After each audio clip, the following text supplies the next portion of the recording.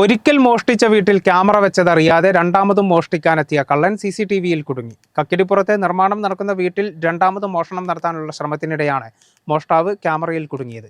3 ആഴ്ച മുൻപ് ഇവിടെ മോഷണം നടന്ന ശേഷം CCTV ക്യാമറ സ്ഥാപിച്ചതറിയാതെയാണ് മോഷ്ടാവെത്തിയത്. ചങ്ങരംകുളം കക്കിടിപ്പുറം മേഖലയിൽ നിന്ന് പമ്പ് സെറ്റിന്റെ കേബിളുകളും മറ്റും മോഷ്ടിക്കാൻ ശ്രമിച്ച മോഷ്ടാവാണ് വീട്ടുടമ സ്ഥാപിച്ച CCTV ക്യാമറയിൽ കുടുങ്ങിയത്. കക്കിടിപ്പുറം സ്വദേശി താവഴി കൊട്ടപ്പുള്ളി സുരേഷിന്റെ നിർമ്മാണം നടക്കുന്ന വീട്ടിൽ നിന്നാണ് കഴിഞ്ഞ ദിവസം രാത്രി മോട്ടോറിന്റെ കേബിൾ മോഷ്ടിക്കാൻ ശ്രമം നടന്നത്. കേബിളുകൾ മുറിച്ചെങ്കിലും CCTV ക്യാമറയുടെ ലൈറ്റ് അടിച്ചതോടെ ശ്രമം ഉപേക്ഷിച്ച് മോഷ്ടാവ് രക്ഷപ്പെടുകയായിരുന്നു.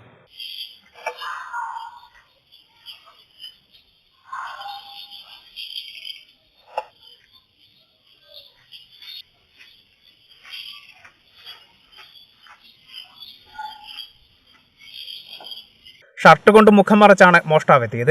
20 ദിവസം മുൻപും ഇവിടെ മോട്ടോറിന്റെ കേബിളുകൾ മോഷ്ടിക്കപ്പെട്ടിരുന്നു. തുടർന്ന് വീട്ടുടമ സുരേഷ് CCTV ക്യാമറകൾ സ്ഥാപിച്ചു.